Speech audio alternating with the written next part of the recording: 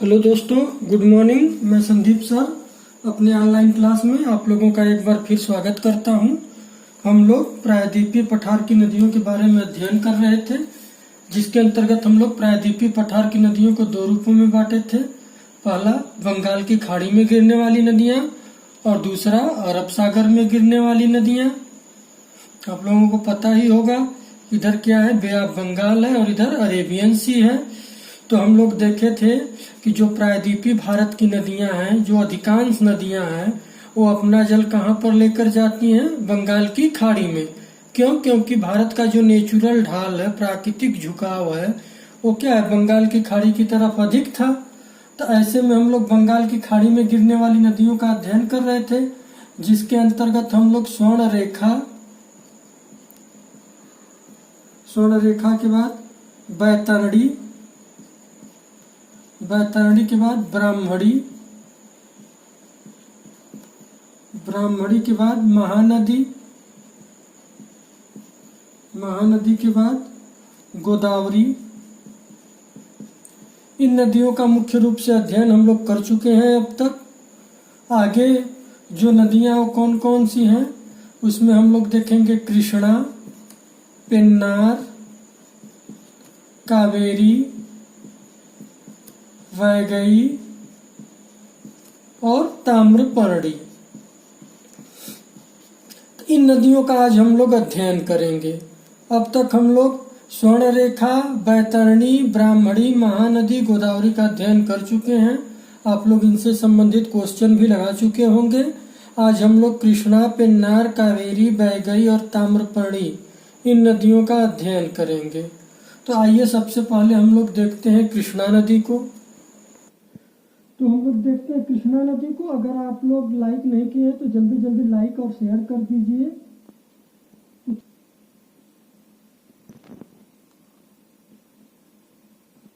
कृष्णा नदी को हम लोग देखते हैं। तो सबसे पहले मैं आप लोगों को बताया था कि कोई भी नदी होती है तो उसका कोई ना कोई क्या होता है, उद्गम होता है। कहीं ना कहीं से उसकी ओरिजिन होती है, निकलती है, और लास्ट में उसका क्या होता है, मुहाना, कहीं पर जाकर क्या होती है, समुद्र या झील से मिल जाती है। तो हम लोग देखते हैं कि जो कृष्णा नदी है वो कहाँ से निकलती है। अगर आप लोग देखेंगे तो ये वाला मैं आप लोगों को बताया था प्रायद्वीपीय भारत है, और इस साइड क्या है, वेस्टर्न घाट है। तो इस वेस्टर्न घाट में जो उसके ऊपर वाला हिस्सा है, इसको किस नाम से जाना जाता है, सह्याद्री के नाम से जाना जाता है। इसी सह्याद्री श्रृंखला में ही एक प्लेस है, कौन सा, महाबलेश्वर। कौन सा प्लेस है, महाबलेश्वर। तो हम लोग देखते हैं कि कृष्णा नदी कहाँ से निकलती है, महाबलेश्वर से। अब महाबलेश्वर कहाँ पे है, तो महाबलेश्वर आप लोगों को पता होगा ये कहाँ पे है, महाराष्ट्र में।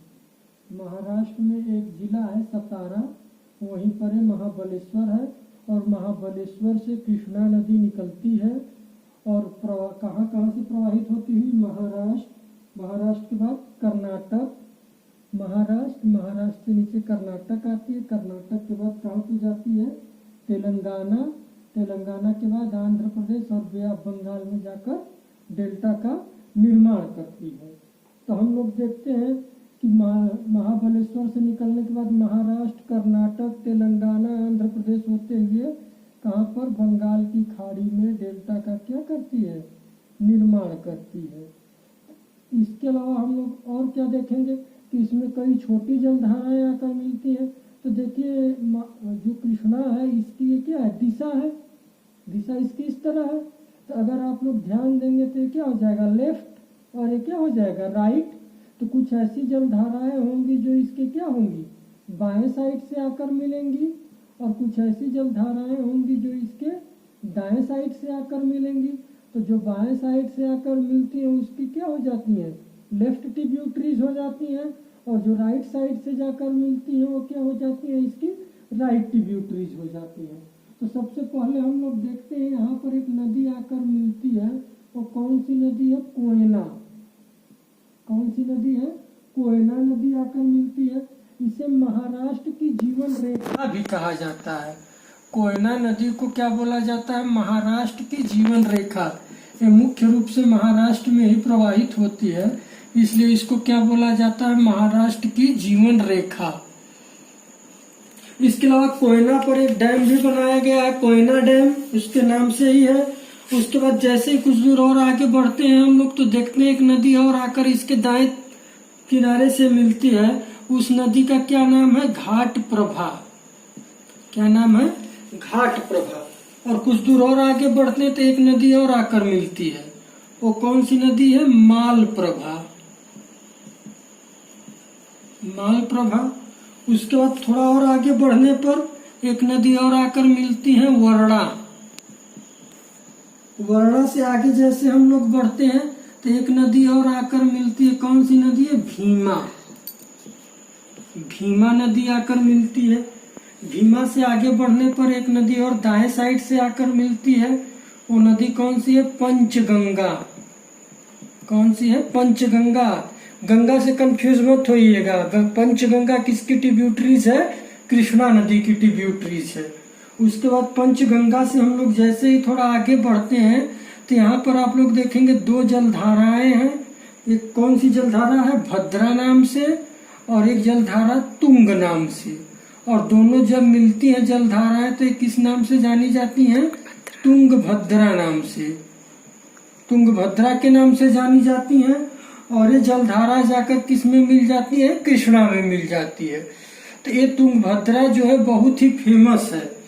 इसके अलावा आप लोग देखेंगे कि ये जो तुंगभद्रा है इसी के तट पर एक बहुत ही फेमस प्लेस स्थित है। वो कौन सा प्लेस है, हम्पी। आप लोग इतिहास में पढ़े होंगे कि हम्पी विजयनगर साम्राज्य की क्या थी, राजधानी थी। कौन सा प्लेस है, हम्पी। ये अक्सर एग्जाम में पूछा जाता है। तो हम्पी जो है तुंगभद्रा नदी के तट पर क्या है, स्थित है। उसके बाद क्या कहते हैं, थोड़ा दूर और आगे हम लोग बढ़ते हैं तो एक नदी और आकर इससे मिलती है, वो कौन सी नदी है, मूसी नदी। कौन सी, मूसी नदी। और इसी मूसी नदी के तट पर एक बहुत महत्वपूर्ण शहर स्थित है, वो कौन सा है, हैदराबाद। हैदराबाद। अक्सर ये भी एग्जाम में पूछा जाता है कि हैदराबाद किस नदी के तट पर है, तो मूसी नदी के तट पर है। उसके बाद कुछ दूर और आगे हम लोग बढ़ते तो एक नदी, मुख्य नदी और आकर मिलती है, इससे कौन सी, मुनेरू। उसके बाद क्या होती है, आंध्र प्रदेश में प्रवाहित होती हुई बंगाल की खाड़ी में क्या होती है, गिर जाती है। तो यहाँ पर जो इसका ये वाला जो एरिया है इसको किस नाम से जाना जाता है, केजी बेसिन के नाम से जाना जाता है। कृष्णा गोदावरी बेसिन के नाम से क्या किया जाता है, इसको जाना जाता है। यहाँ पर कौन सा एरिया है, केजी बेसिन। आप लोगों को मैं बता चुका हूँ, स्वर्ण रेखा, बैतरी, ब्राह्मणी, उसके बाद महानदी, गोदावरी और उसके बाद कृष्णा। तो ये वाला जो एरिया है इसको किस नाम से जाना जाता है, केजी बेसिन के नाम से जाना जाता है। और आप लोगों को पता होगा कि इसी केजी बेसिन के D6 ब्लॉक में 2003 में क्या हुआ था, पेट्रोलियम मिला था। और रिलायंस इंडस्ट्रीज ने यहाँ पर भारत के सबसे बड़े गैस रिजर्व की क्या की है, खोज की है। तो ये भी अक्सर एग्जामों में पूछ दिया जाता है। तो अब तक हम लोग क्या देखें कि कोयना, भीमा, मूसी, मुनेरू, ये सब इसकी क्या है, लेफ्ट ट्रिब्यूटरीज है। घाट प्रभा, माल प्रभा, वर्णा, पंचगंगा, तुंगभद्रा, ये सब इसकी क्या है, राइट ट्रिब्यूटरीज है। अक्सर एग्जाम में पूछी जाती है, खासकर तुंगभद्रा। तुंगभद्रा किसकी ट्रिब्यूटरीज है, याद रखिएगा, कृष्णा की ट्रिब्यूटरीज है। इसके अलावा हम्पी किस नदी के तट पर है, तुंगभद्रा नदी के तट पर है। या विजयनगर साम्राज्य की राजधानी कहाँ पर थी, हम्पी थी। ये भी एग्जाम में पूछ दिया जाता है। तो इस प्रकार हम लोग क्या देखें कि ये कृष्णा की क्या है, ट्रिब्यूटरीज है। इसके अलावा और भी इससे कुछ महत्वपूर्ण जानकारियां हैं। ये क्या है कि साउथ इंडिया की सेकेंड लार्जेस्ट रिवर है, जो प्रायद्वीपीय भारत की क्या है, दूसरी सबसे लंबी नदी या बड़ी नदी है। प्रायद्वीपीय भारत की क्या है, दूसरी सबसे बड़ी नदी है। इसको चाहे तो आप लोग नोट कर लीजिएगा कि ये क्या है, दूसरी सबसे बड़ी नदी है। दूसरी सबसे बड़ी नदी है। इसकी लंबाई कितनी है? इसकी लंबाई 1401 किलोमीटर है। कितनी है? 1401 किलोमीटर। और इसका प्रवाह मैं अभी बताया हूं आप लोगों को। कहां पर? महाराष्ट्र। महाराष्ट्र के बाद कहां जाती है? कर्नाटक। कर्नाटक के बाद तेलंगाना। तेलंगाना के बाद आंध्र प्रदेश। आंध्र प्रदेश और आंध्र प्रदेश के बाद बे ऑफ बंगाल। बंगाल की खाड़ी में क्या होती है? गिर जाती है। इसके अलावा साउथ इंडिया में अक्सर आप लोग नदी डिस्प्यूट देखेंगे, नदी विवाद। तो इसका विवाद किन किन राज्यों के बीच है? तो इस नदी के जल को लेकर विवाद जो है वो मुख्य रूप से आंध्र प्रदेश, कर्नाटक, कर्नाटक के बाद महाराष्ट्र, इन राज्यों के बीच क्या है? इस नदी के जल को लेकर विवाद है। किस किस राज्य के बीच? आंध्र प्रदेश, कर्नाटक और महाराष्ट्र के बीच। इसके अलावा इस नदी पर देखेंगे कुछ प्रमुख परियोजनाएं हैं जो अक्सर एग्जाम में पूछी जाती हैं। क्या है? परियोजनाएं। हाइड्रो इलेक्ट्रिक प्रोजेक्ट का निर्माण किया गया है। तो ये प्रोजेक्ट अक्सर एग्जाम में पूछ दिए जाते हैं कि कौन सी परियोजना कहाँ पर है और किस नदी पर है। तो सबसे पहले हम लोग देखते हैं कि इस पर एक महत्वपूर्ण डैम बनाया गया है। कौन सा बनाया गया है? अलमाटी या अलमट्टी। अलमट्टी कहाँ पर है? कर्नाटक में है। और किस नदी पर है? कृष्णा नदी पर है। उसके बाद आप लोग और कौन सा देखेंगे? श्रीशैलम। श्रीशैलम, श्रीशैलम किस नदी पर है? कृष्णा नदी पर है। इसके अलावा एक और देखेंगे नागार्जुन सागर। नागार्जुन सागर ये भी कृष्णा नदी पर ही है। इसके अलावा ये दोनों कहाँ पर है? श्रीशैलम और नागार्जुन कहाँ पर है?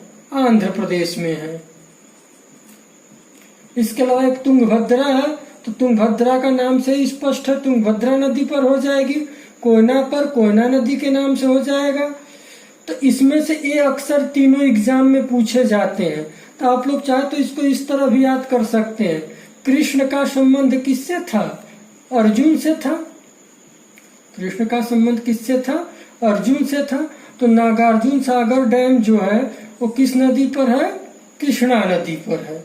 या कृष्ण जी बचपन में आप लोग देखे होंगे तो मिट्टी बहुत खाते थे, तो इसीलिए अलमाटी, माटी मतलब मिट्टी, तो अलमाटी जो है डैम किस पर है? कृष्णा नदी पर है। श्रीशैलम डैम भी किस पर है? कृष्णा नदी पर। कहाँ पर है?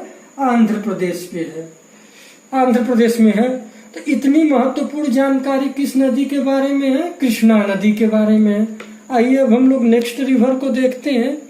दूसरी महत्वपूर्ण नदी पेन्नार नदी के बारे में हम लोग देखते हैं।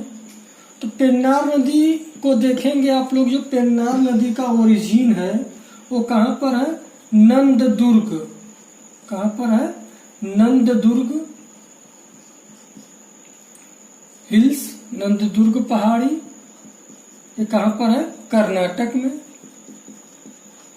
पेन्नार नदी का ओरिजिन कहाँ से होता है? नंददुर्ग हिल्स, कर्नाटक से होता है। और ये कहाँ पर अपना डेल्टा का निर्माण करती है?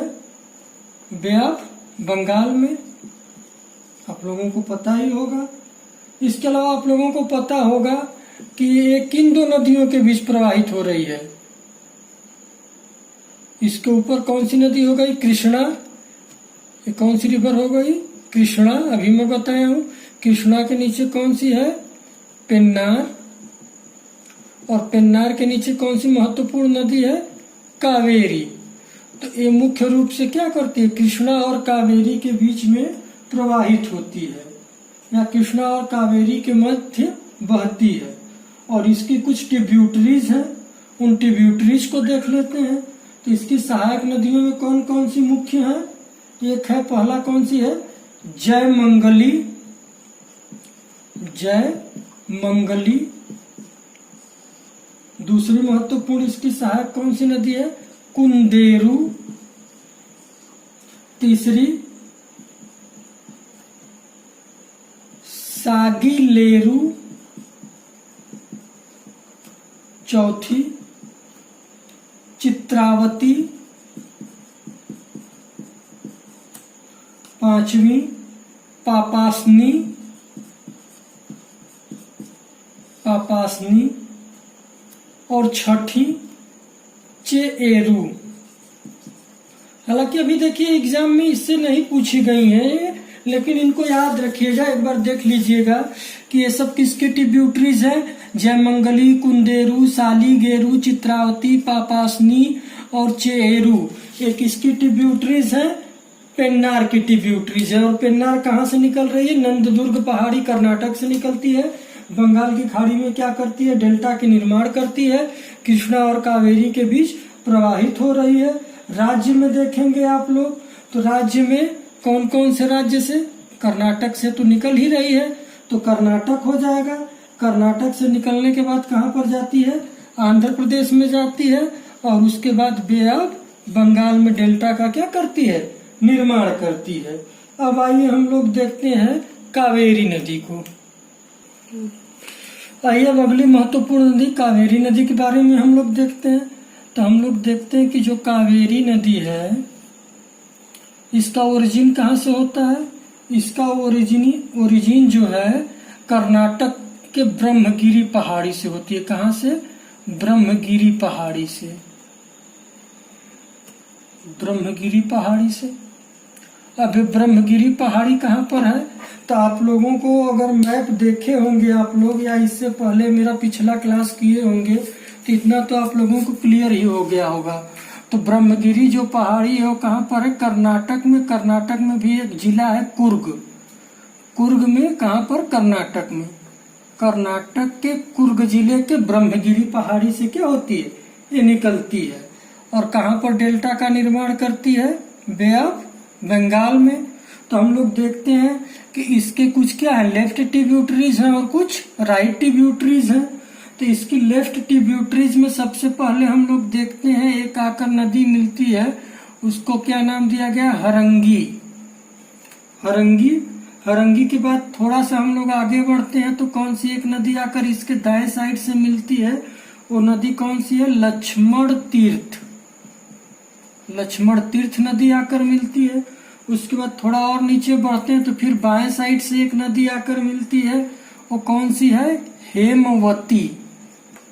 हेमवती के बाद जैसे हम लोग और आगे बढ़ेंगे तो एक नदी और आकर मिलती है, कौन सी? सिमसा। सिमसा नदी आकर मिलती है। सिमसा से बाद जैसे ही हम लोग थोड़ा और आगे बढ़ते हैं एक नदी और मिलती है, कबीनी। कमीनी नहीं, कबीनी। कबीनी याद रखिएगा आप लोग। उसके बाद थोड़ा और आगे बढ़ते हैं तो एक नदी और मिलती है, सुवर्णवती। सुवर्णवती। सुवर्णवती के बाद एक नदी इसके लेफ्ट साइड से आकर मिलती है, वो कौन सी है? अर्कावती। अर्कावती। अर्कावती के बाद एक नदी और आकर मिलती है, उसका क्या नाम है? भवानी। भवानी। भवानी के बाद मोयाल। मोयाल। मोयाल के बाद नोइल। एक नदी और आकर मिलती है, उसका क्या नाम है? नोइल। नोइल के बाद एक नदी और मिलती है, अमरावती। अमरावती। और अमरावती के आगे जैसे हम लोग बढ़ते हैं यहाँ पर एक प्लेस है, कौन सा? तिरुचिरापल्ली। नाम सुने होंगे आप लोग।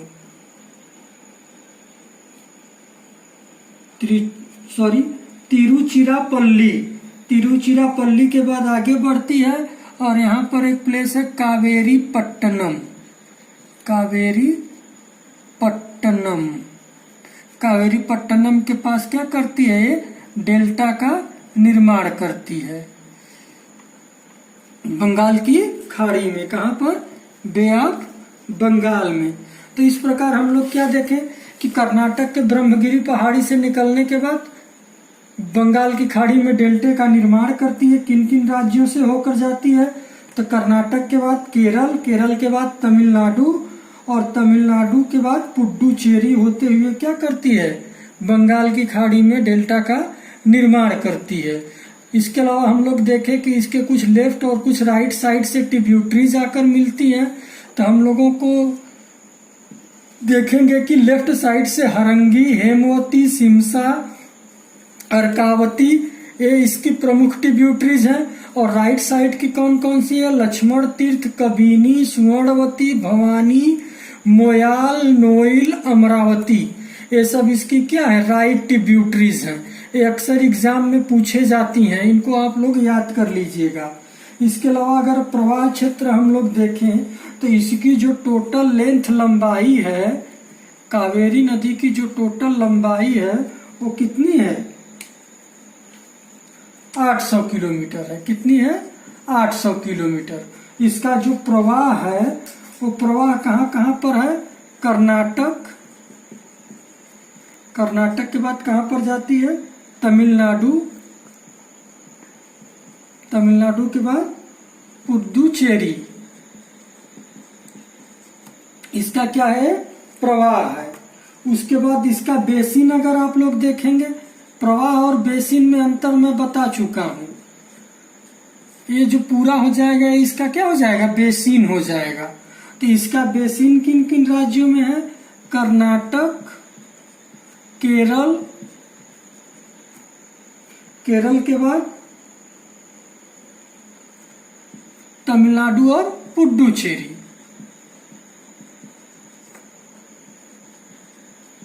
तमिलनाडु और पुडुचेरी। और इसको भी, इसके जल को लेकर भी डिस्प्यूट है। तो इसके जल को लेकर डिस्प्यूट किन किन राज्यों के बीच है? जिनके बीच इसका बेसिन है। तो जो कावेरी नदी डिस्प्यूट है वो कर्नाटक, केरल, तमिलनाडु और पुडुचेरी के बीच है। इस नदी पर भी कुछ क्या की गए हैं? प्रोजेक्ट का निर्माण किया गया, कुछ परियोजनाएं हैं। ये भी अक्सर एग्जाम में पूछी जाती हैं। तो कौन कौन सी परियोजनाएं हैं उनको भी हम लोग देख लेते हैं। तो इस नदी पर जो सबसे प्रमुख परियोजना है वो कौन सी है? कृष्णराज सागर। ये अक्सर एग्जाम में पूछी जाती है। कृष्णराज सागर, कृष्ण के नाम से लोग कृष्णा नदी पर लगा देते हैं, लेकिन जो कृष्णराज सागर परियोजना है वो किस नदी पर है? कावेरी नदी पर है। कावेरी नदी पर कहाँ पर है? मैसूर, कर्नाटक में। ये अक्सर एग्जाम में पूछा जाता है, इसको याद कर लीजिएगा कि कृष्णराज सागर परियोजना किस नदी पर है? कावेरी रिवर पर है। कहाँ पर है? कर्नाटक में है। इसके अलावा जैसे जैसे देखिए, जब ये नदी कर्नाटक के ब्रह्मगिरी पहाड़ी से निकलती है तो आगे बढ़ती है।